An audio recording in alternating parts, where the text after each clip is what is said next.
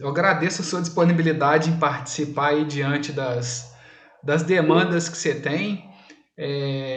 Pessoal, o Fernando, eu entrei em contato com ele, se eu não me engano, em fevereiro ainda, por meio do núcleo de assistência jurídica, prática jurídica, lá do Departamento de Direito, e eles me encaminharam para ele. Falei que tinha interesse em ter um professor que trabalha com as questões de direitos humanos para poder participar com a gente na disciplina e tal, e ele se dispôs, né, prontamente a participar com a gente. E agora, no momento que a gente já tinha fechado a data, ele precisou viajar. Eu até imagino porque você esteja em Porto Alegre, tem a ver com aquelas movimentações do dia primeiro? É do dia primeiro? Não, vai ter aqui uma manifestação, mas de toda maneira eu estou no Congresso Nacional do Andes, Ah, sim. Porto Alegre. Porque eu vi alguma coisa que ia ter um movimento geral em Porto Alegre nessa data mesmo. Então ele é professor aqui do nosso departamento de Direito e ele também é o presidente da DUFLA, do Sindicato dos Docentes aqui da universidade, da nossa universidade. Então ele se envolve muito com as questões, né? Então esse movimento ele foi gestado e organizado depois do convite. Então ele falou: Paulo, estarei em Porto Alegre, é possível achar uma outra data? E aí eu falei, olha, Fernando, outra data é complicada porque a gente tem pessoas também que vão participar, mas ele se dispôs a participar online. Então eu quero novamente agradecer muito, né, essa disponibilidade em participar aqui com a gente diante dessas mudanças, né, de que você precisou aí participar. Mas eu acho que a qualidade não vai perder, né? Eu acho que o debate ele vai ser estimulado e vai acontecer no formato online e acho que vai ser muito importante. Então, Fernando, seja bem-vindo aqui.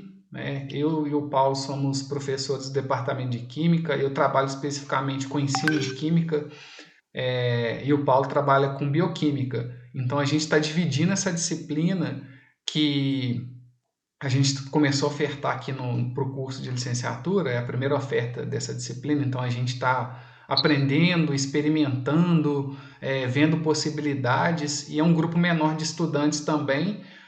A gente imagina que os próximos semestres teremos mais. Nós temos 8 estudantes, mas alguns não vão conseguir participar hoje, outros estavam em aula e provavelmente estão procurando um espaço melhor para acessar a internet ou tentando se deslocar para casa, enfim. Então pode ser que ao longo da conversa apareçam outras pessoas. E essa disciplina ela é específica do curso de licenciatura em Química, mais se eu não me engano, ela está no 7º semestre, então é o pessoal que já está encaminhando aí para os finalmente.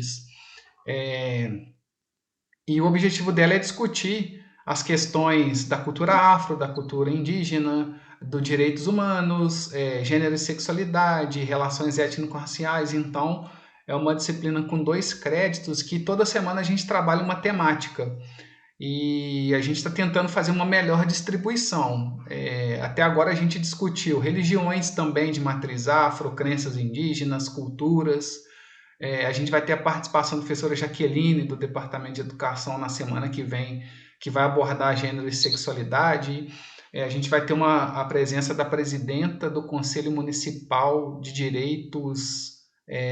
Agora eu não vou lembrar o nome certinho, mas é dessas relações étnico-raciais e culturais. Então, ela também se dispôs a participar. E o objetivo nosso da disciplina é contar o mínimo possível com pessoas da química, contar mesmo com pessoas com experiências distintas nesse assunto, para deixar o menos enviesado possível e abrir mais o leque de conhecimentos, reflexões, debates com os estudantes que estão se formando num curso de licenciatura e vão se deparar, né, com essas questões na escola, enquanto profissionais, mas é o que eu falo desde o início da disciplina, são questões para discutir não só visando a docência, mas a vida, como bons cidadãos, como pessoas engajadas nas questões importantes da sociedade. Então, né, acho que o objetivo da disciplina vem sendo cumprido e eu acho que o debate de hoje vai ser um ótimo acréscimo também ao que a gente já vem conversando. Então, a gente já teve a presença de uma professora da filosofia, né, Paula? A formação dela, filosofia, ciência da religião, aspectos assim. Hoje nós estamos contando com a sua presença aqui, a formação em Direito. Depois a gente vai ter uma outra professora da Filosofia, a Jaque, que é a formação dela em Ciências Biológicas e trabalha no Departamento de Educação. Então ela é plural mesmo, essa disciplina. Eu acho que a gente vem conseguindo cumprir esse objetivo. Mas sem mais delongas, né? Novamente eu quero agradecer e deixar em aberto. Pessoal, eu combinei com o Fernando que ele poderia ir trazendo algumas experiências, né, que ele já vivenciou, que ele já participou, que ele possa compartilhar com a gente. E eu acho que a gente pode ir fazendo uma conversa mesmo para aproveitar melhor esse tempo, que eu acho que o formato de palestra na disciplina eu acho que a gente aproveita menos. Então, o debate, essa roda de conversa, eu acho que é mais interessante. Ele ficou de apresentar alguns gatilhos, assim, né, para a gente começar o debate e tudo. Então, espero que todo mundo possa aproveitar e a gente extraia o máximo possível de diálogos aqui, aproveitando essa presença do professor Fernando conosco. Então, Fernando, a palavra é sua e, novamente, muito obrigado. Bom, vou até cronometrar aqui para não me estender demais. Eu que agradeço esse convite, fico muito honrado e satisfeito de poder participar disso. Nossos departamentos, nossos institutos, faculdades, a gente tem que se integrar cada vez mais para poder construindo essas iniciativas conjuntas, né? E, de fato, trazer para a universidade, não só trazer para a universidade, preparar a universidade para que, em trabalhos de extensão ou qualquer outro tipo de atuação, possa contribuir com a luta pelos direitos humanos no país, né? É muito importante isso. Então, professor Paulo, Ricardo, professor Paulo Sérgio, muito obrigado aí pelo convite. Saudações a todas e todos que estão aqui conosco para esse debate. Então, é mais ou menos isso, né, Paulo? Você havia me dado um indicativo de trazer alguns gatilhos, alguns apontamentos, e a partir daí a gente vai conversando. Eu não sei se vocês sabem, né? O contato foi feito através do nosso núcleo de prática jurídica, mas também eu acho que eu conversei isso com você, né, Paulo? Eu também sou fundador e coordenador geral da Clínica de Direitos Humanos, da UF, né? E já tenho algum tempo aí, eu vou botar, tem 15 anos aí na militância em direitos humanos, né? Comecei como graduando na UFMG e depois já como pós-graduando, mestrando, doutorando, e como advogado também, fiquei muito tempo na Comissão de Direitos Humanos da OAB Minas Gerais, fazendo aí alguns enfrentamentos em pautas candentes, pautas sensíveis, relativas aos direitos humanos, como ocupações urbanas, direito dos presos, né, luta contra a tortura, revista vexatória, enfrentamento à violência policial, etc. Eu lido com direitos humanos, lido com diversas pautas, mas a minha especialização é o que eu dou aula, né, na nossa UFLA, em direito penal e processo penal e prática jurídica real, né, por advogados e as advogadas do nosso curso. Portanto, tem todos esses elementos assim. Aí eu vou fazer breves apontamentos assim mais de natureza histórica e filosófica, muito breves mesmo. Estou cronometrando aqui para não estender demais, para a gente poder bater papo. E depois a gente pode, caso vocês queiram, entrar em casos concretos, né? Infelizmente, eu tenho uma experiência relativamente grande no enfrentamento a violações graves de direitos humanos. Digo infelizmente porque isso não deveria existir, né? Mas a gente pode conversar algumas coisas, são coisas que se desdobram para a escola, né? Nessa nossa escola pública, principalmente, que conta com a nossa juventude negra, pobre, e coisas que dizem respeito ao espaço de convivência, ao espaço social, onde todos e todas estamos construindo as nossas relações, trabalhando, amando, né? Então, mais ou menos isso. Aí eu vou fazer algumas ponderações, assim, rapidamente, a gente já abre para poder conversar. Bom, me chamaram aqui, né, Paulo, para falar sobre direitos humanos. O que são os direitos humanos? Uma boa pergunta, né? Pessoal, para vocês verem como é que é tão importante a questão dos direitos humanos e ela é tão delicada, né? A discussão sobre os direitos humanos, professor Paulo Sérgio, fecha aí para nós o microfone aí, está dando uma microfonia. Valeu, obrigado. Os direitos humanos, eles são algo relativamente novo na construção do que a gente coloca, né? Por mais que você consiga ver, desde há milênios, alguns elementos indicando, né, a necessidade do reconhecimento das pessoas enquanto pessoas, quanto dignitárias de uma vida saudável, de uma vida minimamente adequada. A gente consegue ver isso em textos históricos, em textos religiosos, né? A própria Bíblia, o Corão, a Torá, está tudo lá, alguns elementos, mas isso, de certa forma, não ganha corpo como ganha na modernidade, né? Se torna uma certa regra pelo mundo todo a ideia de que algumas pessoas são mais importantes do que outras, algumas pessoas servem para ter uma vida digna e outras servem para labutar, né? O instrumentum vocale da Roma, do Império Romano, né? A plebe enquanto um instrumento de trabalho que fala, né? E tudo isso foi sendo construído, foi sendo vivido ao longo de séculos e séculos e milênios de uma forma extremamente conflitiva, de fato, né? A gente não precisa de entrar aqui nos detalhes de cada sociedade, ou mesmo do Ocidente, onde estamos inseridos, dado as nossas características históricas, né? De vinculação com a Europa, colonização e invasão pela Europa, mas isso, de alguma maneira, veio sendo proposto, sai, lutas, revoltas, alguns avanços, retrocessos. Contudo, ali no a partir do Renascimento, onde se tem, pelo menos no Ocidente, né, esse enfrentamento no Oriente, ele se dá de uma maneira um pouco diferente, mas pelo menos no Ocidente, de onde vem a construção dessa ideia de direitos humanos, ela, de alguma maneira, começa a surgir novamente ali no século XVII, né, com a Revolução Inglesa e com o rescaldo do Renascimento, que começa a resgatar a cultura filosófica, começa a vulgarizar, né, ou seja, dar espaço para todas as pessoas poderem acessar certos textos, como a Bíblia, durante a Reforma Protestante, e textos clássicos também, que são valorizados por esses pensadores do Renascimento. No século XVII, isso começa a gerar uma movimentação que é o que a gente chama do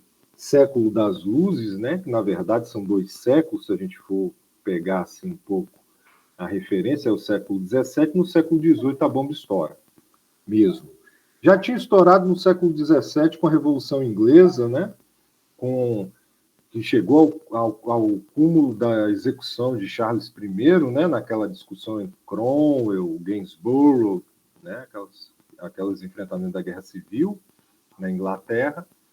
Só que no século XVII a bomba estoura, a coisa se consolida, temos a Revolução Americana, que já traz alguns elementos, né, nos Estados Unidos, apesar de um tanto recuados, né, ainda com sustentação de escravidão, do escravo como menos do que um homem, etc. Mas aí a coisa se afirma na Revolução Francesa, em 1789, já há esse avanço, se acirra ainda mais a partir de 1792, e temos a Declaração dos Direitos do Homem e do Cidadão, né? Traz um rol de direitos que é a base daquilo que a gente vai chamar hoje de direitos humanos universais. Claro que com todas as suas dificuldades, né, ainda há um corte de gênero forte, né? O direito das mulheres e das cidadãs ainda fica de lado. Existem grandes histórias de Olympe de Gouges e a própria Mary Wollstonecraft, né, que tentam fazer essa disputa para que esses direitos sejam reconhecidos também integralmente para as mulheres. Há também a movimentação de libertação e de abandono do marco da escravidão através de movimentações dentro da Convenção Nacional Francesa, a partir de 1792, a abolição da escravidão nas colônias francesas. Isso há um retrocesso mais à frente com Napoleão, mas, de toda maneira, gera a Revolução Haitiana, com Toussaint Louverture, com Jean-Jacques Dessalines, que é a primeira revolução negra do mundo, que instaura a primeira república negra da história, em 1794, salvo melhor juízo. E aí vem, desde aquela época, nós estamos nessa disputa para a consolidação dos direitos humanos, retrocessos, avanços, né? Tivemos grandíssimas violações de direitos humanos, como a Primeira Guerra Mundial, um massacre terrível. Tivemos também a Segunda Guerra Mundial, com a barbárie da besta nazista, que foi, felizmente, derrotada pelos aliados, né, e que, infelizmente, o ideário começa a ressurgir nos mais diversos países, inclusive no Brasil, né, a explosão desde 2019 de células neonazistas em todos os locais, principalmente no Sul e no Sudeste. Eu estou aqui em Porto Alegre, só um breve parênteses, eu fui pegar o táxi no aeroporto aqui, Salgado Filho, para poder vir para o hotel, depois ir para o evento. E aí o taxista, um senhor de olho claro, né, cabelos brancos, veio conversando, muito conversado, falando comigo que eu vou gostar muito de Porto Alegre. Eu tinha falado que eu nunca tinha visitado, porque aqui o pessoal é diferenciado. Aqui a colonização é de italianos e alemães, não é como no resto do Brasil. E o Brasil, ele chegou a falar isso expressamente. E o Brasil ele tem esse problema, ele é geneticamente errado e culturalmente equivocado, né? Então, assim, nós estamos falando de agora, né? Aí eu ainda falei com o pessoal, falei, pô, vocês vão me mandar ir para Porto Alegre, para a terra dos neonazis, aí vai dar ruim, mas faz parte. Eu também não posso entrar nesse preconceito achando que todo mundo é isso, né, pessoal? Só uma mera brincadeira. Mas tivemos essa disputa, né? Houve a derrota do nazifascismo e logo após a derrota do nazifascismo, em 48, temos a nossa Declaração Universal dos Direitos Humanos, que é um rol de direitos muito importantes que todos e todas devem conhecer. E, a partir daí, temos outros documentos, temos aquilo que a gente chama de Direito Internacional dos Direitos Humanos, que é um rol de normas muito importantes, né? O Pacto Internacional dos Direitos Civis e Políticos, o Pacto Internacional dos Direitos Econômicos, Culturais e Sociais, a nossa própria Convenção Americana de Direitos Humanos, o Pacto de São José de Costa Rica, dentre outros tantos. Então, assim, a gente está em disputa ainda. Os direitos humanos são uma coisa muito, muito, muito nova. Essa ideia é muito nova, essa ideia consolidada é muito nova e nós temos que disputar a cada momento. Aí, só para terminar, um breve parênteses que eu gosto de falar para as pessoas, a maioria das pessoas não conhecem, né? Vale a pena o estudo de autores como Luciano Canfora, dentre outros, né? Ellen Maxine Woods, porque eles vão mostrar para a gente uma coisa muito, muito, muito legal. Assim, é legal, mas é perturbador.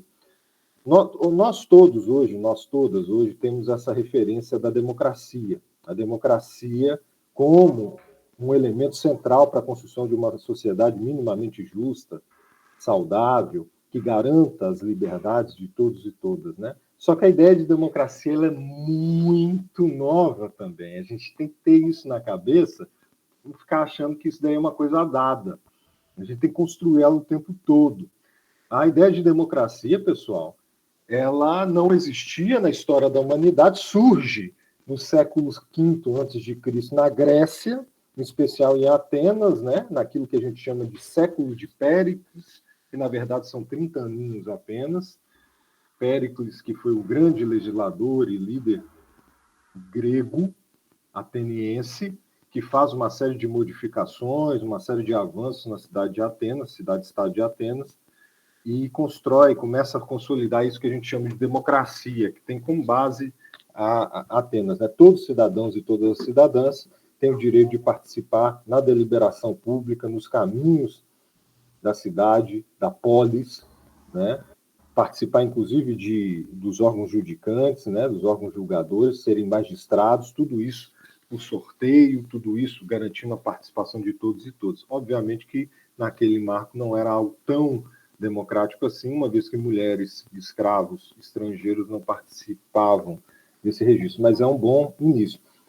Passou essa experiência de democracia ateniense, que depois a coisa descamba, e depois vem a invasão da Macedônia, né? Filipe da Macedônia, depois Alexandre o Grande, filho dele. E a ideia de democracia fica na geladeira por mais de 2 milênios. Você vai ouvir falar de democracia assim, nos livros, né? Em Platão, Aristóteles, que de alguma maneira foram preservados das atribulações políticas pela cultura islâmica, pela cultura muçulmana. Isso é uma coisa muito importante, isso que as pessoas, principalmente ultraconservadores, chamam de civilização ocidental, né? Não seria possível se não fosse o Islã, os grandes pensadores e as grandes pensadoras do Islã que preservaram e comentaram toda essa grande cultura que foi produzida na Grécia naquela época. Ficou mais de 2 milênios, pessoal, que não se falava de democracia, só se falava quando lia livro de filosofia, e muitas vezes falando de democracia da forma pejorativa, como um elemento de governo, um referencial político ruim. Ressurge onde? Como eu já disse, na Revolução Inglesa, com as movimentações da Guerra Civil inglesa, Cromwell, o enfrentamento dos comuns, né, do parlamento contra o rei absolutista ultra violento, né, os comuns contra os nobres. Isso já começa a surgir ali nos debates de Putney, no Rum Parliament, na própria execução de Charles I, fica um pouco na geladeira de novo e é retornado, reconvocado na Revolução Americana, em 1776, lá, e também, em especial, na Revolução Francesa, que é a revolução mais importante da história, pelo menos do Ocidente, né? E aí, a partir dessa época, nós estamos discutindo democracia, e hoje é um elemento dado para todo cidadão e toda cidadã brasileira, que democracia é algo bom e que a gente tem que lutar por ela. Mas estão vendo como é que ela tem pouco tempo de consolidação? Ficou 2 milênios na geladeira, 2 milênios, mais de 2 mil anos em que não se via democracia pós-Atenas antiga no mundo. E foi retornando no século XVII. Temos aí, então, 3, 4 séculos apenas de discussão e de tentativa de implementação de democracia no Brasil e no mundo. Estamos aí nessa disputa, por isso que há muita a se construir ainda. Mais ou menos isso, e aí a gente vai conversando sobre pontos, casos concretos, a gente vai avançando. Ótimo, Fernando. Acho que, né, esse apanhado histórico seu aí já trouxe muitos elementos aí de gatilho, muita novidade para muitas pessoas aqui, inclusive para mim, né? Essa coisa aí desses 2 milênios sem discussão clara sobre democracia é uma informação que eu mesmo também não me lembro, não me recordo. A gente sempre estuda história desde o quinto, sexto ano do ensino fundamental, mas às vezes a gente não faz essas conexões, essas pontes, e isso é muito importante, né? E aí, gente, diante do que o Fernando trouxe aqui, alguém já quer sugerir alguma coisa, quer fazer alguma pergunta específica para ele, pedir um direcionamento? E aí?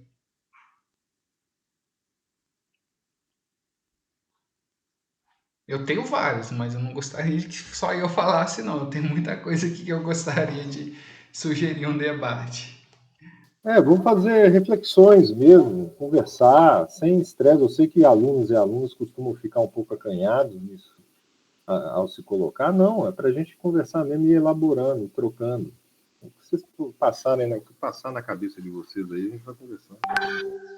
Você trouxe, Fernando, também uma informação de que essa questão dos direitos humanos ela começa a ganhar mais corpo, mais foco, séculos 17 e 18 isso estoura de forma mais forte no mundo. É, eu queria muito que você ajudasse a gente a refletir aqui, né, na forma como você achar melhor, dessa relação dos direitos humanos com as práticas colonialistas. Por quê? Você fala muito de Revolução Inglesa, Revolução Norte-Americana, Revolução Francesa, e ao longo da disciplina a gente já estudou e já teve a oportunidade de perceber que essas, principalmente a Europa, ela se coloca como centro de início de muitos debates. E isso desconsidera toda uma cultura africana, a própria da América do Sul, do próprio Oriente. Eu queria que você falasse um pouco assim, se existem outras iniciativas nessas sociedades e como você relaciona essas práticas colonialistas com os direitos humanos. Se você vê os direitos humanos numa perspectiva mais internacional como uma reação a essas práticas colonialistas ou se isso já vinha sendo construído apesar dessas práticas colonialistas, enfim, como que você percebe esse contexto? Bom, Paulo, essa pergunta é excelente, dá uma série de desdobramentos, né, muito importantes. Os direitos humanos, hoje a gente discute, né, em direito internacional público, como os direitos humanos são utilizados como ponta de lança de intervenção bélica. Né? Em nome da defesa de direitos humanos, você vai lá e mata geral numa determinada sociedade. Foi o que aconteceu. As intervenções estadunidenses, principalmente desde o início da década de 90, com a Guerra do Golfo até agora, são todas mais ou menos nesse sentido. Bombardeamento da Iugoslávia pela OTAN, etc., Iraque, Afeganistão, é tudo para poder defender os direitos humanos e lutar contra o terrorismo. Na verdade, a gente sabe que tem uma série de outros interesses geopolíticos por trás disso. É o imperialismo humanitário, né? Se diz que está defendendo direitos humanos para violá-los em massa. Essa discussão sua é muito interessante. Mas vale a pena a gente fazer uma matizada. E é por isso que, assim, eu particularmente tenho o meu posicionamento, né, que obviamente não precisa ser o de vocês, né? Eu realmente sou anti-imperialista mesmo, eu sou anticolonialista, eu tenho muito orgulho de ser brasileiro, latino-americano, de estar no sul global, sabe? E de construir junto com meus irmãos e as minhas irmãs africanas, asiáticas, etc., para poder fazer esse enfrentamento. Eu gosto de contar uma história, só que aí a questão dos direitos humanos é muito interessante, porque a gente tem que ir nem tanto ao céu, nem tanto à terra, sabe? É uma questão contraditória muito sofisticada e muito interessante. Eu gosto de contar uma história para poder abrir esse tipo de debate, uma história que é contada pelo filósofo esloveno Slavoj Žižek, que vocês devem conhecer, falando sobre a Revolução Haitiana. O que acontece? Eu tinha acabado de falar para vocês. Você tem a Revolução Haitiana com Toussaint Louverture e Jean-Jacques Dessalines, dentre outros, em 1794, só o melhor juízo, 1792 e 1794, onde eles quebram o jugo colonial francês no Haiti, na ilha de Santo Domingo, na época, e constroem uma república negra.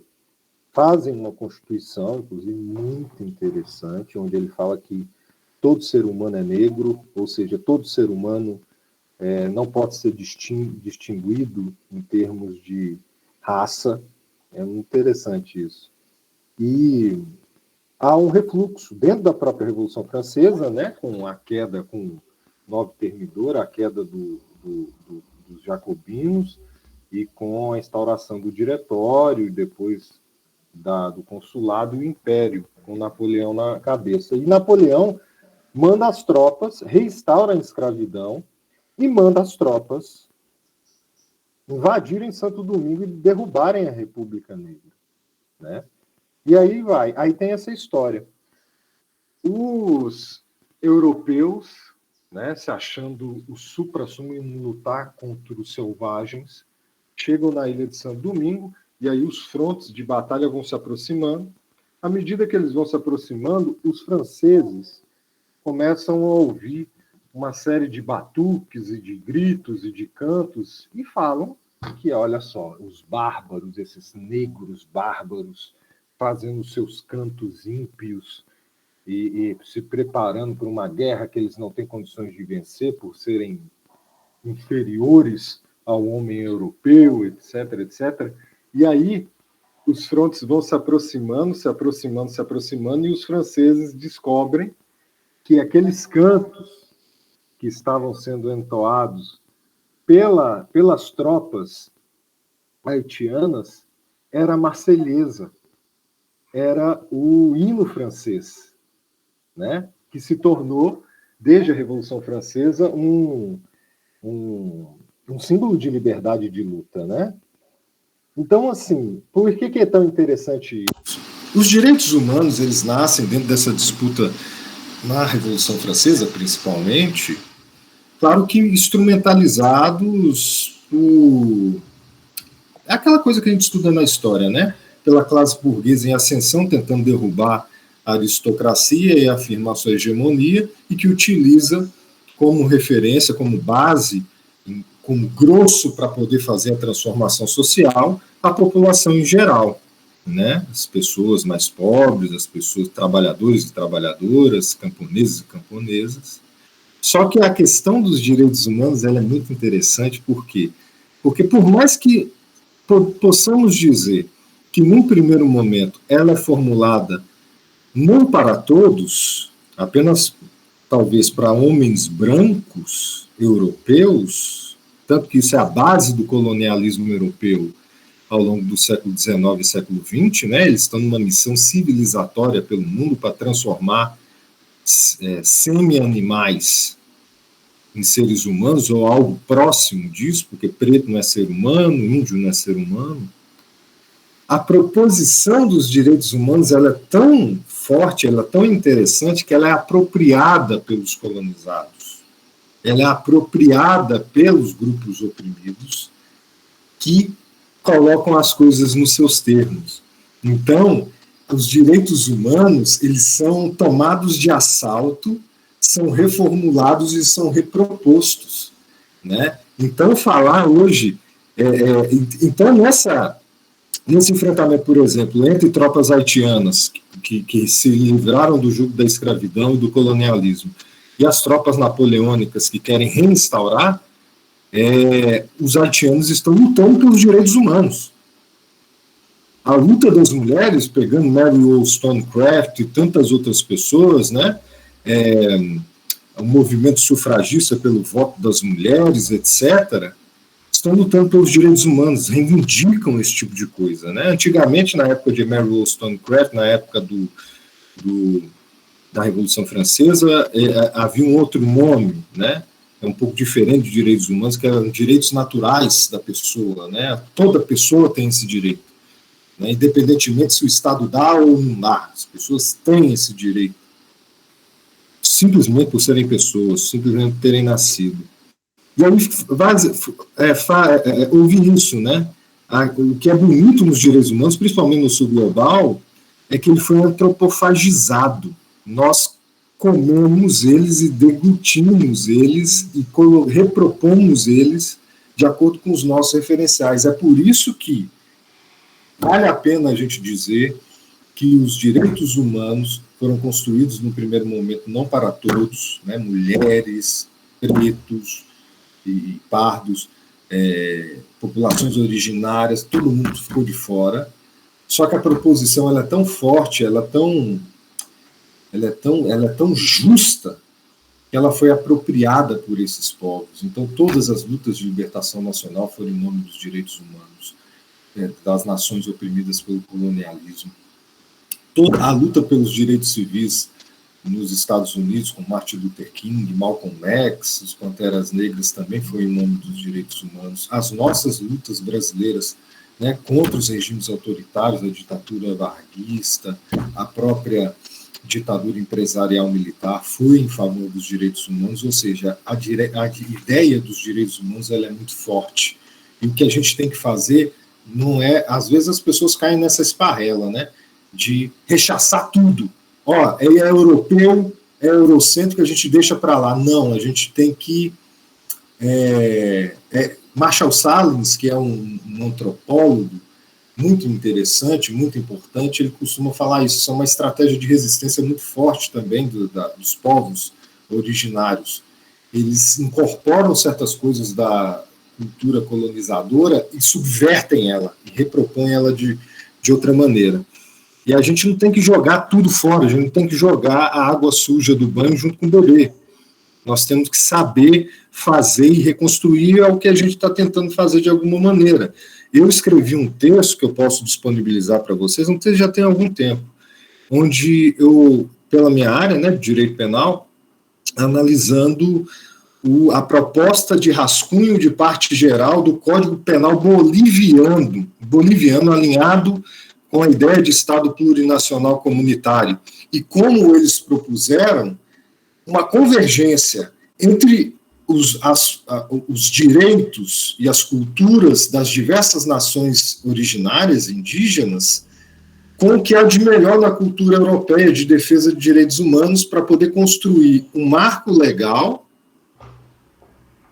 que responda às diversas pluralidades nacionais e que responda também ao que há de melhor na construção da defesa dos direitos e garantias fundamentais de todo e qualquer ser humano. É muito interessante. A gente tem que... É uma questão dialética, é uma questão contraditória, que nós meio que... Nós do Sul, nós latino-americanos, africanos, asiáticos, a gente pegou essa ideia dos direitos humanos, reformulou e colocamos de volta. Apesar de vocês, europeus, estadunidenses, não nos reconhecerem como seres humanos plenos, nós nos reconhecemos. Nós vamos jogar de volta essa ideia para vocês e durmam com esse barulho. É mais ou menos isso, entendeu? É muito interessante isso, porque ela vem de uma perspectiva colonialista, mas ao longo do tempo vem sendo subvertida, né? A gente pode falar nesses termos. É, eu vi que na sua fala você nem fala, né, Ocidente, você fala o Sul global, porque é uma questão que a gente vem vendo na disciplina. Que quando se fala Ocidente, nós não somos considerados como ocidentais por quem criou essa dominação. Ocidente, Europa e Estados Unidos, basicamente. Né? Então, acho que essa questão do Sul global cada vez vem ficando mais forte e esse envolvimento, essa formação reativa, essa releitura, reinterpretação e luta mesmo, né, no mundo, mas nos microestados aí e no mundo, acho que é muito importante. Eu queria propor uma outra reflexão para você também, que é uma questão agora mais pessoal que eu vejo como construção ao longo da disciplina, minha formação como pessoa também, que é o seguinte: como você vê o papel do Estado para que as questões de direitos humanos elas saiam do papel e de fato possam ser praticadas em sua plenitude? De onde eu parto essa reflexão? Por exemplo, a gente estudou que lá, com o fim da escravidão, tudo no papel, tudo lindo, maravilhoso. Então, deixaram de ser escravos, mas, entre aspas, tinham gatilhos, mecanismos para que isso não acontecesse de forma plena.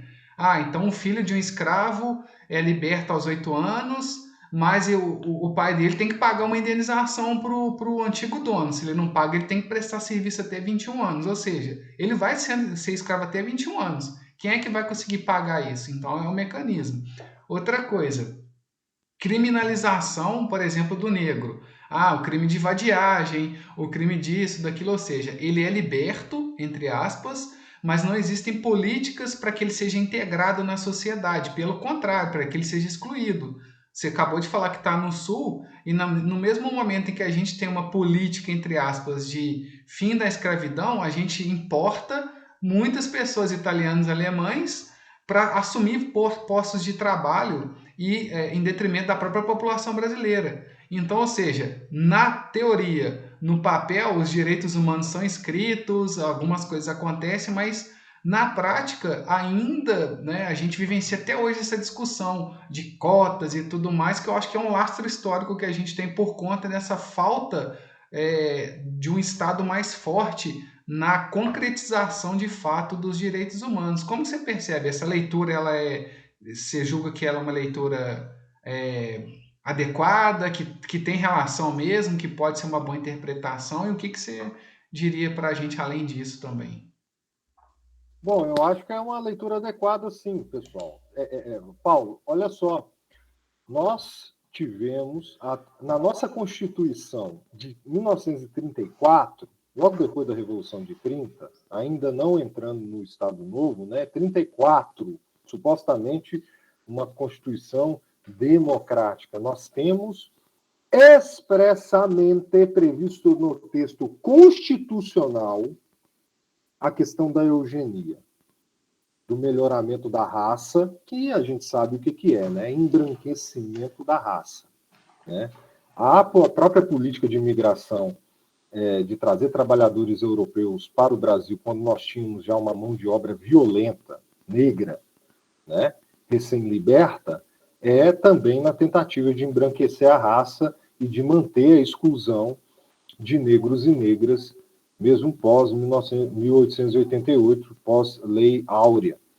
E é interessante essa ponderação que você coloca, porque eu sou da área criminal, né? Eu sou advogado criminalista e sou pesquisador na área de direito penal, processo penal, criminologia, e é basicamente isso.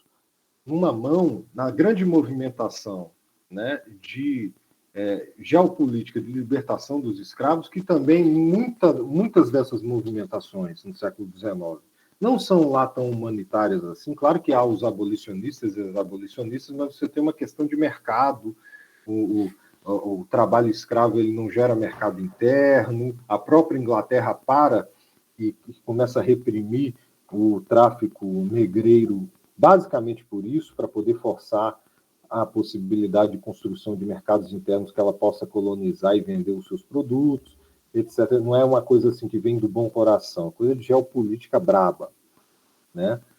Então, se numa mão há uma libertação como a Lei Áurea, né, ou como a 13ª emenda lá dos Estados Unidos, tem até um documentário legal lá no Netflix sobre isso, na outra mão há a criminalização. Você solta com uma e pega com outra. Né? Então, assim, soltaram, libertaram os nossos escravos, libertaram as nossas escravas, não deram condições nenhuma de estabelecimento socioeconômico para que eles possam sobreviver e construir suas famílias, né, de forma digna.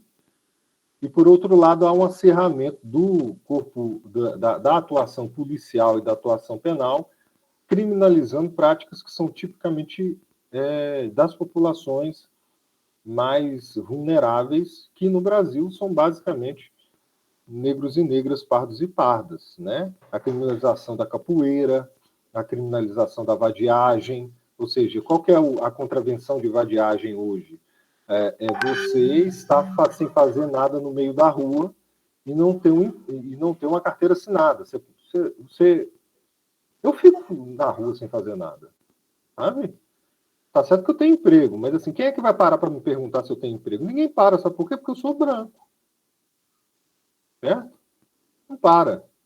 Agora, se o cidadão é negro, se o cidadão se veste de determinada maneira, né? Junto a cultura hippie, ou a cultura hip hop, aí vai parar, vai perguntar se tem alguma coisa, se não prende por vadiagem.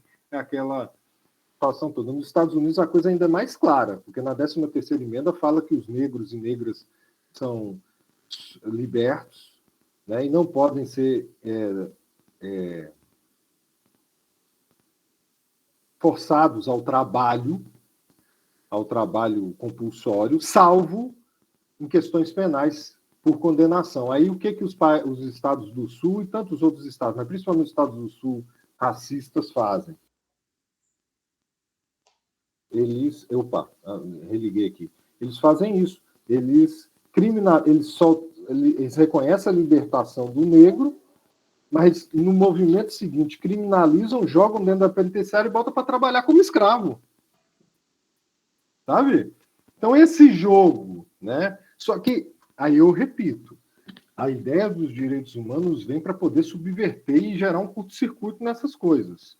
Porque a partir do momento que você chega e que você se convence, você negro, você negra, que você é um ser humano e você tem direito de ter uma vida digna, a coisa fica bagunçada. Esse julgo, esse status quo, que te coloca como um animal de carga, como um instrumento vocal, como algo que pode ser descartado e destruído, fica em xeque.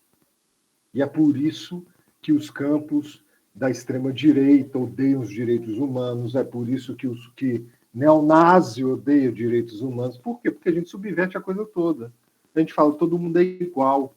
Eu sou cadeirante, eu sou preto, eu sou mulher, trans ou cis, eu sou, né, como eu, um homem branco, hétero, cis, careca ainda.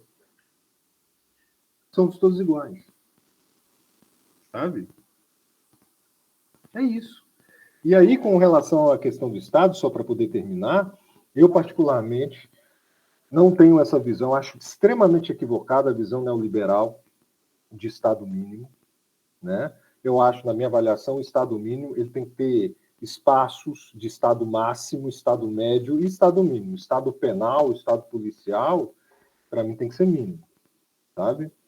Mas o Estado social, ele tem que ser, não diria máximo, ele tem que ser muito forte. E o Estado cumpre uma função muito importante no fomento e na consolidação de direitos e garantias fundamentais, sabe? Que ele não vem fazendo. O nosso Estado brasileiro, até pelo fato de ter um corte de classe, raça e gênero muito específico, né? Homens brancos, de classe média alta e alta que tocam esse nosso país, né? Tanto na legislatura quanto no judiciário, mesmo no executivo, regra geral, não investem nisso. Nós temos um país que é dependente, que é subdesenvolvido e mantido no subdesenvolvimento, porque isso faz sentido dentro da divisão internacional do trabalho, né? Nós não podemos ter um país desenvolvido, um país com uma indústria forte, um país com um mercado interno pujante, onde as pessoas possam ter uma vida digna, ainda que não se tornem ricas, mas possam ter uma vida digna. Por quê? Porque os poderes centrais, os países centrais não querem isso. É o que a gente debate dentro da teoria da dependência, né? Eles não querem isso. É uma questão geopolítica, uma questão. Eles não querem fazer com que o Brasil saia da sua posição de fazendão, de Minas Gerais generalizada, né? De extração de minério. Então, nós temos esse problema, mas o Estado é um motor muito importante e a gente tem que utilizar desse instrumento para poder haver a consolidação. Contudo, para terminar mesmo, o Estado está longe de ser suficiente. Se a população, as pessoas atingidas pelas violações de direitos, não se organizarem através de movimentos, através de coletivos, fazendo essa conjunção de lutas, né, diferentes, né, movimento de mulheres com o movimento negro, com o movimento LGBTQIA+, com o movimento das pessoas do campo.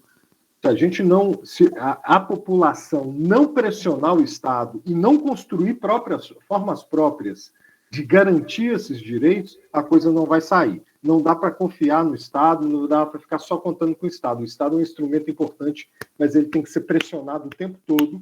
Para além do Estado, temos que construir práticas, instituições que também avancem para a consolidação de direitos. Não sei se me fiz claro, né? Mas é mais ou menos isso. O Estado, de fato, é um motor muito importante, nós temos que preservar essas instâncias, principalmente do Estado social, o Estado de prestação, que ajuda a comunidade a avançar nos seus direitos, mas ele não é suficiente. A população, os movimentos, as organizações, a sociedade como um todo, também tem que se engajar e construir suas formas próprias de vida e de proteção e promoção de direitos e garantias.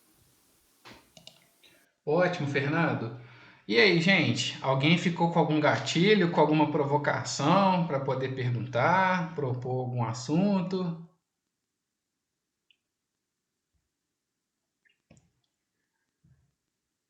Eu vou continuar então. Fernando, eu acho que agora a gente pode entrar no momento aqui de talvez pensar casos mais reais e associar, se possível, com a questão da docência, com as escolas, mas eu acho que, né, articular com o que a gente já vem conversando na disciplina, que é sobre a cultura afro e a cultura indígena no país. Então eu queria, né, que você comentasse. Eu cheguei a ler um pouco sobre isso há um tempo atrás, mas eu acho que tem muito a ver com o que você está falando e com essa visão colonialista até dentro da própria aplicação de regras e leis. Eu era molequinho na época, provavelmente você também e os meninos aqui da disciplina, e a Daniela deviam estar nem nascidos ainda, quando a gente teve aquele caso horroroso, horrível, do índio Pataxó queimado em Brasília. Para mim, aquilo ali é uma questão que tem vários. Oi? O Galdino. Isso. E queimado por jovens, brancos, classe média. Não sei se você chegou a se envolver muito, como que o caso foi sendo destrinchado, como que se foram presos, o que, que aconteceu, os desdobramentos. Mas eu queria que você começasse comentando a respeito disso, dos povos originários, esse respeito, e que violações explícitas de direitos humanos ali a gente pode associar com o que eles julgaram de brincadeira, falaram que não acharam que ia ser isso tudo, essas desculpas que a gente escuta depois que fazem a merda, né? Bom, vou falar um pouco sobre isso, depois eu vou pegar e vou tentar fazer um gancho com os casos concretos que nós temos dentro da UFA, tá? Na nossa clínica e no nosso núcleo de prática. Bom, essa questão do índio Galdino, eu não sei se vocês, se o pessoal que é mais jovem, só para poder explicar um pouquinho mais, o índio Galdino estava indo participar de uma manifestação indígena, né, de povos originários, melhor dizendo, em Brasília, resolveu dormir, eu acho que no ponto de ônibus, e aí alguns playboys passaram lá fazendo as suas brincadeiras macabras, eles utilizaram como argumentação, inclusive isso, nós achamos que era um mendigo, para se defender, como se isso fosse defesa, né? Jogaram álcool em cima do Galdino e tocaram fogo. Pô. Ele foi queimado vivo para deleite da playboyzada do Planalto Central. O que aconteceu nesse caso é que houve uma repercussão, eram jovens de classe média alta, inclusive era filho de desembargador, se eu não me engano. Eles gerou um rebuliço na mídia, eles chegaram a ser presos, mas cumpriram muito pouco tempo, viu? De pena. Não sei exatamente, mas já passaram para o regime aberto assim, muito rapidamente, sabe? Então, assim, matou tá de boa. E vários deles são hoje membros do governo, são funcionários públicos. Tem um na Polícia Rodoviária Federal, tem outro, acho que no INSS. Tem uma reportagem sobre isso aí de alguns meses atrás, acho que tem nem um ano, eles mapeando os matadores do Galdino, como é que eles estão bem hoje, quanto que eles estão ganhando do erário, né? São bem remunerados, são de boas famílias, né? Então, a violação aos direitos dos povos originários, dos povos tradicionais como um todo, né, quilombolas, ribeirinhos, ela é diuturna, ela é permanente. Se mata no campo, se mata indígena, se mata quilombola, se mata ribeirinho, como se nada, sabe? É assim, acontece o tempo todo. O nosso campo brasileiro, essas áreas e as reservas indígenas, até agora pelo incentivo pelo governo federal do garimpo ilegal, né, e extrativismo ilegal também de madeiras e outras coisas, é guerra, é sangue, muita gente morre e a mídia não coloca tanta coisa. Quem está ligado na rede de direitos humanos fica sabendo, mas a população em geral não fica. Então, assim, é isso. O Brasil é um dos campeões de assassinato de defensores e defensoras de direitos humanos, sabe? Né? Eu que sou de Belo Horizonte, sou urbano, né? Agora estou em Lavras, né? Agora não, né? Já tem vários anos, né? Como professor na UFLA. Mas eu já tive que sondar a Diretoria de Proteção de Direitos Humanos do Governo do Estado para poder entrar no programa de proteção de defensor de direitos humanos ameaçado de morte, pode mexer com polícia, com violência policial. Tive que sondar, graças a Deus não precisei de entrar, né? Mas tantas outras pessoas estão nessa. Aí eu vou fazer uns links com os casos que nós temos hoje, né? Estamos falando também da população negra, né? Que é criminalizada brutalmente. Nós estamos hoje, eu estou quebrando a cabeça porque eu estou no evento aqui, o evento é manhã, tarde e noite, e eu preciso já começar a fazer isso. Nós, pela Clínica de Direitos Humanos, vamos preparar um mandado de segurança para garantir a escolta policial da deputada Andréa de Jesus, da Assembleia Legislativa de Minas Gerais. Eu não sei se vocês estão acompanhando isso daí, saiu no Globo, saiu na Globo, que ela recebeu quase 30 ameaças de morte, porque ela se manifestou como presidenta da Comissão de Direitos Humanos da Assembleia Legislativa de Minas Gerais, sobre o caso que aconteceu em Varginha, aquela operação em Varginha que matou 26 pessoas, se eu não me engano, né? Ela se manifestou que deveria haver uma investigação para ver se houve correção da atuação da polícia no caso, e ela começou a sofrer ameaças de morte pesadas, foi instaurada uma escolta policial, inclusive o próprio BOP fez, e o Comando-Geral da Polícia disse que eu tive acesso a essa documentação da Diretoria de Inteligência, através do mandato, sem metodologia de avaliação de risco nenhum, falou que tem que tirar, e ela recebendo novas ameaças, inclusive mais graves, ameaças ligadas aos grupos que cometeram a chacina de Suzano, que cometeram a chacina de Realengo, que cometeram aquela chacina da creche em Saudade, você lembra do caboclo com um facão matando criança? Então, a mesma galera.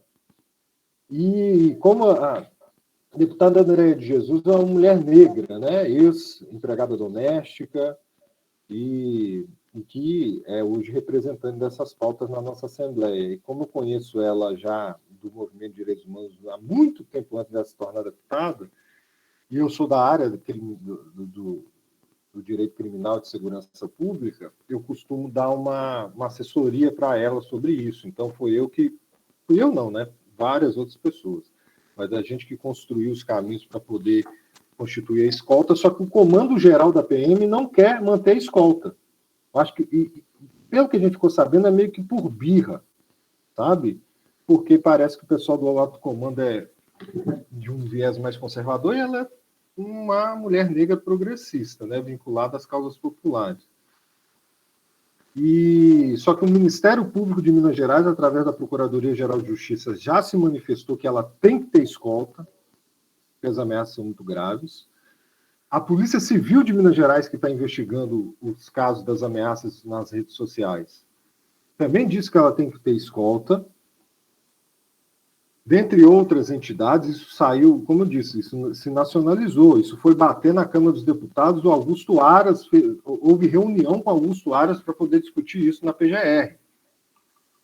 E a polícia aqui não vai atrás, produzir um documento sem metodologia nenhuma, de análise de risco, de risk assessment, e querem tirar essa escolta, e nós vamos tentar manter. E aí, quem vai encaminhar isso do mandado de segurança, pelo que eu conversei com a assessoria agora, ontem, com a assessoria do gabinete da deputada na Assembleia, vai ser a gente. Nós vamos fazer pro bono, obviamente, né? Por questões de direitos humanos, nós vamos formular isso daí, para poder fazer o enfrentamento dentro dessa nossa área, que é o que a gente pode oferecer, assim, de mais técnico, que é o direito, para poder garantir que uma mulher negra que se torna parlamentar e representante das causas populares, né, quilombolas, ela é muito ligada aos quilombolas, ela é muito ligada às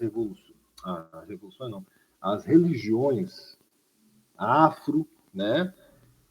Ela é umbandista ou candomblessista, salvo melhor juízo,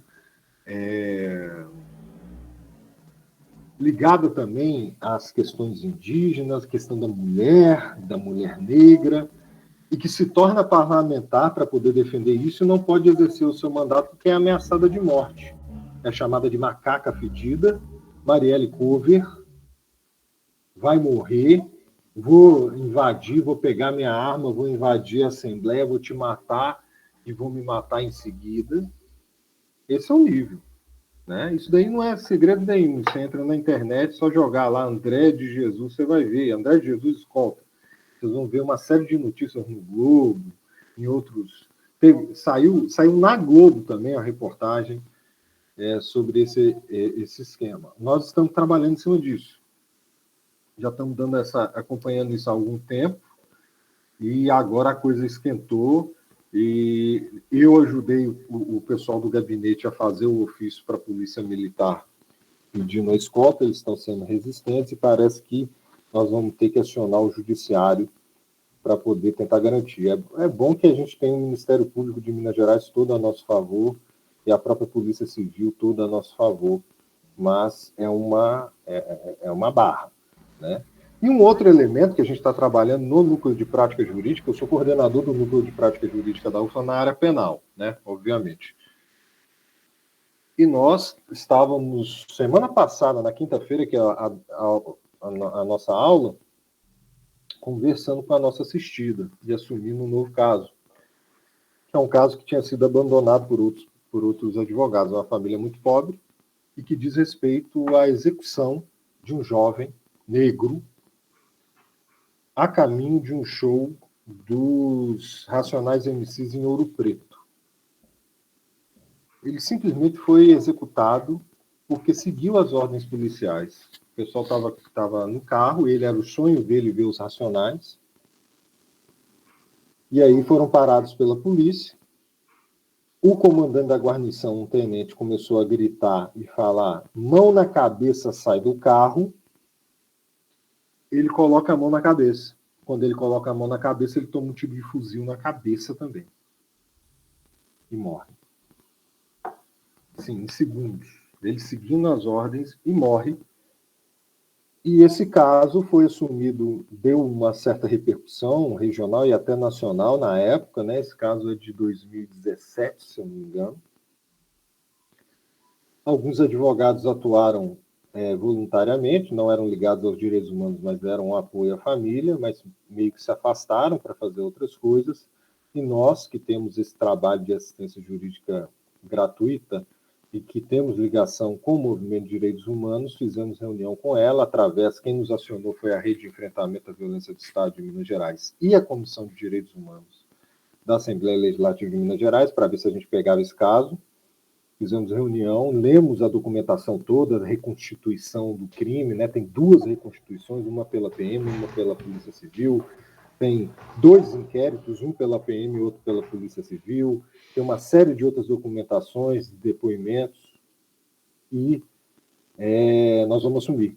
Nós fizemos a conversa com a irmã desse cidadão, do Igor Mendes, né? Infelizmente falecido, um jovem da cultura hip-hop, negro, executado pela polícia. Vamos assumir para ver o que a gente faz com relação a isso. A ideia é levar o acusado a plenário de júri, né? Que é um tenente da polícia, um fuzil na mão, que executou um jovem porque estava seguindo as ordens que ele mesmo emitiu. Enfim, nós estamos segurando essas bombas. Isso é um enfrentamento também à violência diuturna vivida pela população negra, né? E só para poder terminar, isso é uma coisa que me tocou muito, sabe? Quando a gente fez a reunião com a irmã do Igor. Por quê? Porque estava indo pro show do Racionais. Aí eu fiz, no término da reunião, estava a nossa equipe toda, né, de alunos e alunas do Núcleo de Prática Jurídica, a gente fazendo reunião por videoconferência, né? O pessoal mora lá em Ouro Preto. Aí eu perguntei para ela o seguinte: ele estava indo para o show do Racionais. Os Racionais MCs ficaram sabendo disso? Mano Brown e tal? Aí ela falou: ficaram sim. Mano Brown, a esposa dele, que é a empresária do grupo, o grupo todo ficou sabendo, mandou as mensagens para gente de conforto, de força. Eu falei: será que eles não conseguem fazer aí uma manifestação no site deles, ou qualquer outra manifestação pedindo justiça para o Igor, etc.? E aí ela me falou o seguinte: olha, nós conversamos com os racionais, etc. Aí eu, conversando com a empresária deles, que é a esposa do Mano Brown, ela falou: olha, a gente sente a sua dor, a gente sabe disso, só que isso, o que aconteceu com a sua família, só que isso acontece aos montes pelo Brasil todo. Se a gente fosse fazer uma homenagem no nosso site para todo fã de Racionais que passa por isso, que é executado pela polícia, por serem negros e jovens, a nossa página seria um obituário, não teria lugar para mais nada. Isso daí, assim, quando ela fala, isso demorou algumas horas para poder bater, sabe? Para poder deglutir. Imagina. São jovens negros executados pela polícia. É uma polícia que mais mata no mundo, é a nossa. É a polícia brasileira. Né? Um dado que foi levantado em 2009, só para poder terminar, e que eu joguei até na minha tese de doutorado, eu estudei polícia na minha tese de doutorado. Uma polícia brasileira matou 6,3% a mais, uma polícia só, matou de um estado, matou mais, 6,3% a mais do que todas as polícias dos Estados Unidos juntas. E olha que os Estados Unidos tem um problema grave de racismo, de violência contra minorias. A PM de São Paulo, entre 2005 e 2009, segundo dados oficiais, Federal Bureau of Statistics, lá dos Estados Unidos, contra os dados da Ouvidoria de Polícia de São Paulo, uma polícia, que é a PM de São Paulo, matou 6,3% a mais do que todas as polícias dos Estados Unidos juntas. Todas as agências de law enforcement juntas. Pergunto a vocês sabem quantas polícias existem nos Estados Unidos? Pergunta. Eu não faço ideia. Alguém sabe? Eu não. Sabe quantas polícias existem nos Estados Unidos? Law enforcement agencies, desde nível de xerife municipal, condado, state patrol, né, polícia estadual, mais as agências federais como FBI, ATF, DEA. Sabe quantas? Mais de 18 mil. Uma polícia brasileira matou mais do que mais de 18 mil polícias estadunidenses. E olha que lá nos Estados Unidos nós temos uma questão de racismo pesado. Nós temos uma questão de que tudo quanto é máfia organizada está dentro dos Estados Unidos, máfia italiana, irlandesa, russa, etc., chinesa, japonesa. E mesmo assim, todas as polícias dos Estados Unidos conseguem matar menos todas, mais de 18 mil forças, cada polícia com o seu contingente. Então, aí nós vamos para centenas de milhares de pessoas, ou milhões. Centenas de milhares. Todas as polícias dos Estados Unidos, mais 18 mil forças policiais, mataram menos do que uma brasileira. Uma, que é a PM de São Paulo. Vocês conseguem ver? Está certo que esse dado é um pouco mais lá para trás, mas isso, de alguma maneira, continua. Conseguem ver o escândalo que é da violência no nosso país? Um escândalo. É a polícia que mais mata no Brasil, no mundo, melhor dizendo, e que mata basicamente a juventude preta e pobre. Por isso que o movimento negro, às vezes, utiliza o termo que me parece bastante adequado de genocídio negro. É isso. É complicado. Posso contar várias outras. Esses dois casos aí, do caso da deputada e o caso do Igor, lá em Ouro Preto, é o que a gente está lidando agora. Agora, atualmente. A gente já lidou com outras bombas também. Eu me especializei um pouco nisso também. De casos de alta periculosidade e complexidade envolvendo execuções, violência policial, grupo de extermínio.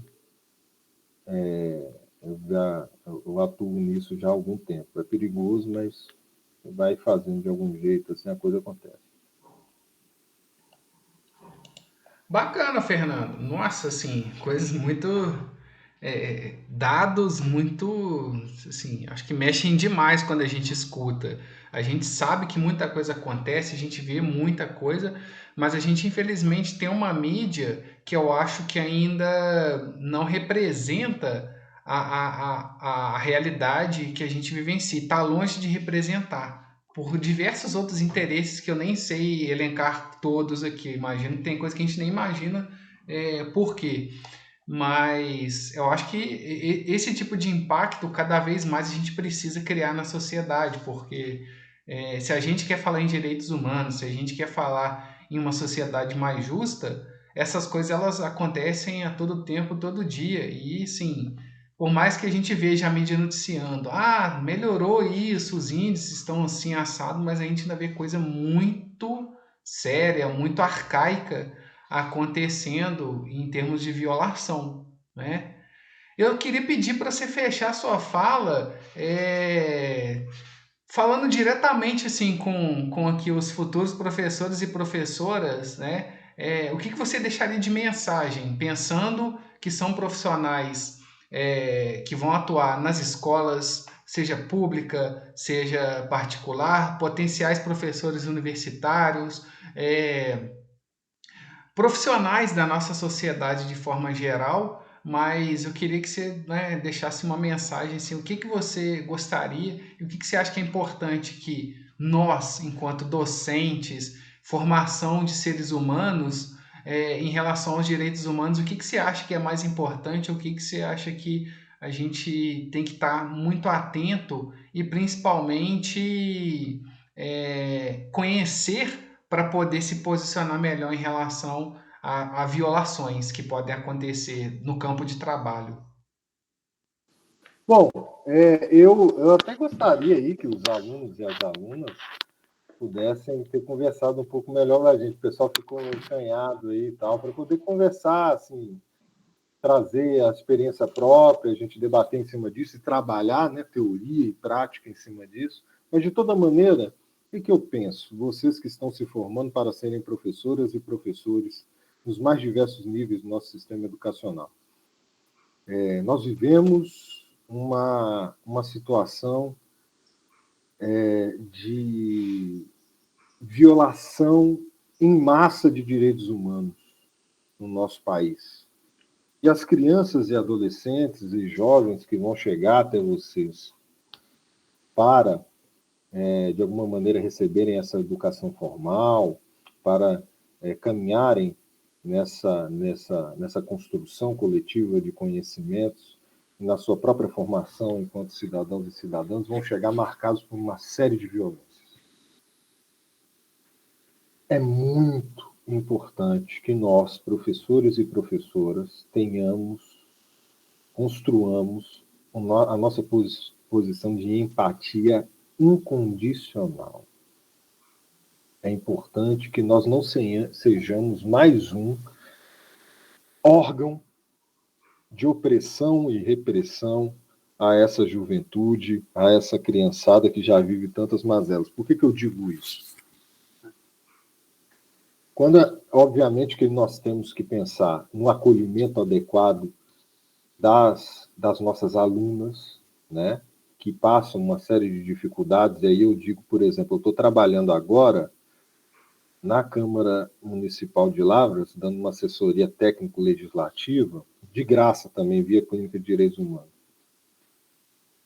por um PL do Executivo, que veio do Executivo Municipal, para garantir absorvente íntimo para as alunas, né, do Sistema Educacional Municipal. E uma das coisas que eu pontuei lá é que deve haver descrição na construção da lista das pessoas que devem receber.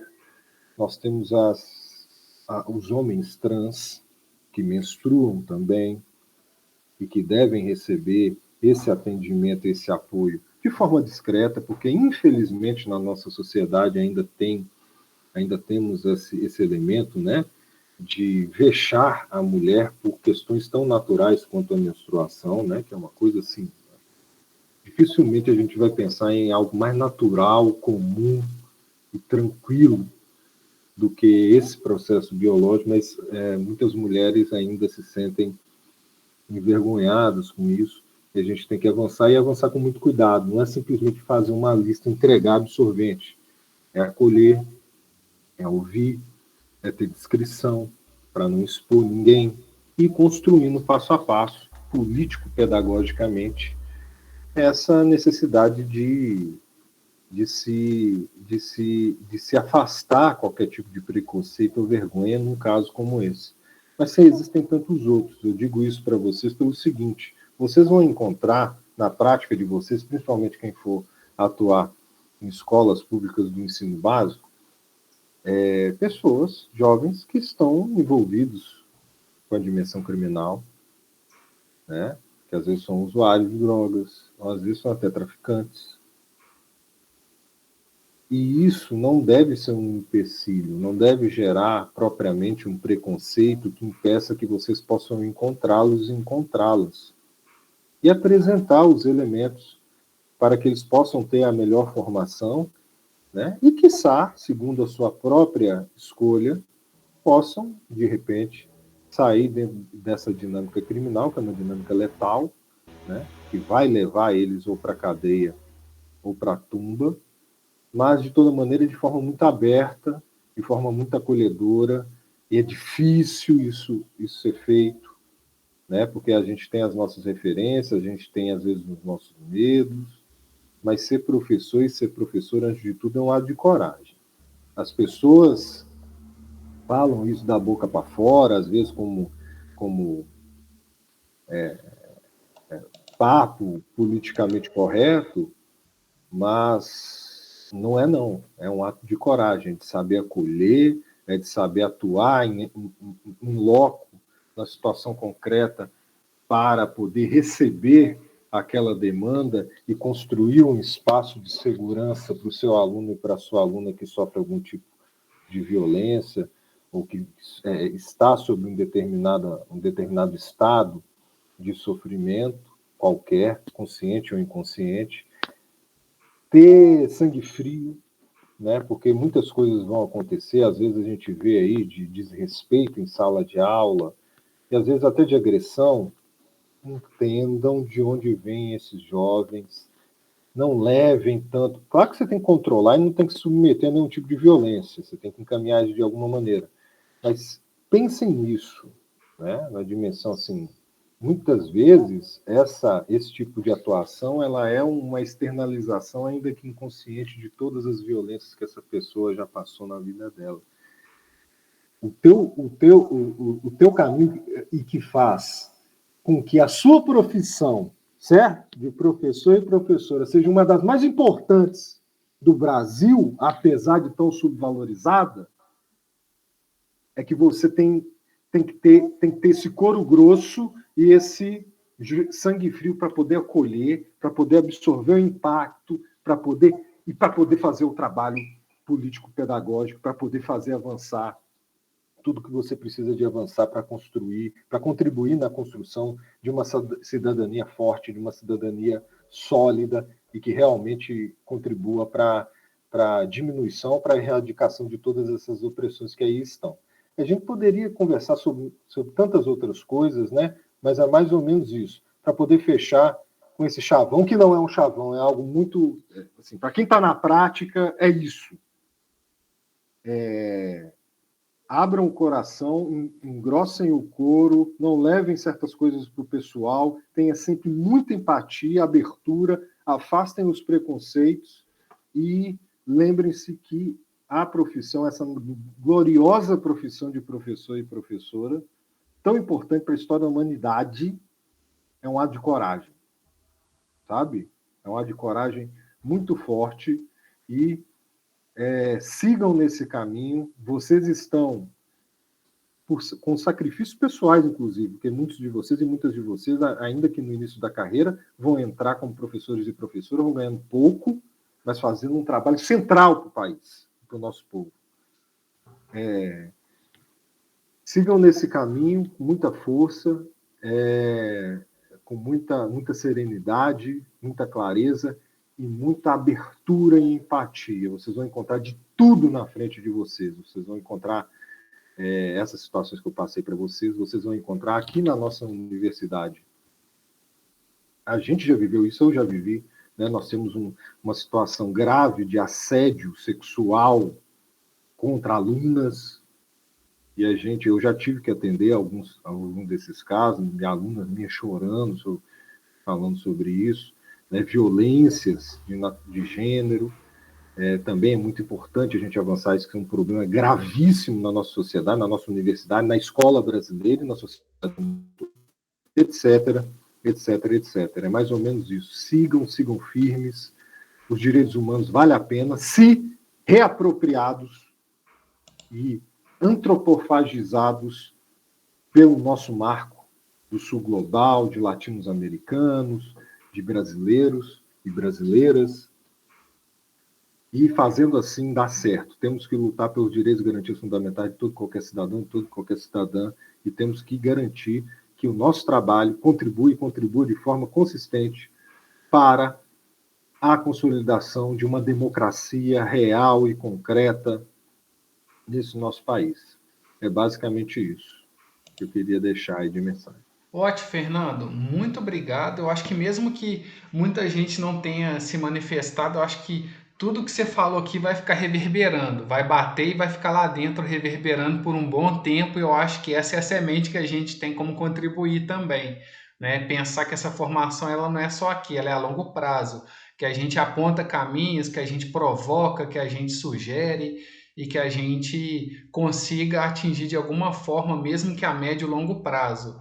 Eu acho que até o final da disciplina a gente vai ter muitas questões aí que vão continuar aparecendo, que vão continuar sendo debatidas, e espero poder contar com essa colaboração em outros momentos também, porque eu acho que não é uma questão que fica restrita só aqui, não, é uma questão de formação profissional em todos os níveis, na universidade, na sociedade. A gente tem essa iniciativa no curso, mas eu penso que ela não deve ficar restrita aqui. Eu acho que a gente tem cada vez mais mesmo trazer esse debate à tona para a formação das pessoas. Então foi muito bacana, eu quero novamente agradecer o seu esforço em participar com a gente, apesar da sua agenda aí que é bem puxada, mas eu acredito que contribuiu muito, o material está gravado, eu vou disponibilizar para o pessoal que não participou hoje, enfim. E na medida em que a gente for tendo retorno também, eu vou conversando com você e passando um feedback de como foi a atividade, enfim, tá joia? Alguém quer Mas, falar olha, mais alguma coisa, gente? Beleza, então agradecer mesmo. Provavelmente você já deve estar aí com outras coisas marcadas aí já para ir participar, enfim, né? Espero que sua estadia aí seja muito proveitosa e que você não veja só exemplos negativos aí em relação a colonialismo, ideias preconceituosas, que você possa ver uma parte bacana da cidade também, possa ter boas experiências aí. valeu, obrigado, Paulo.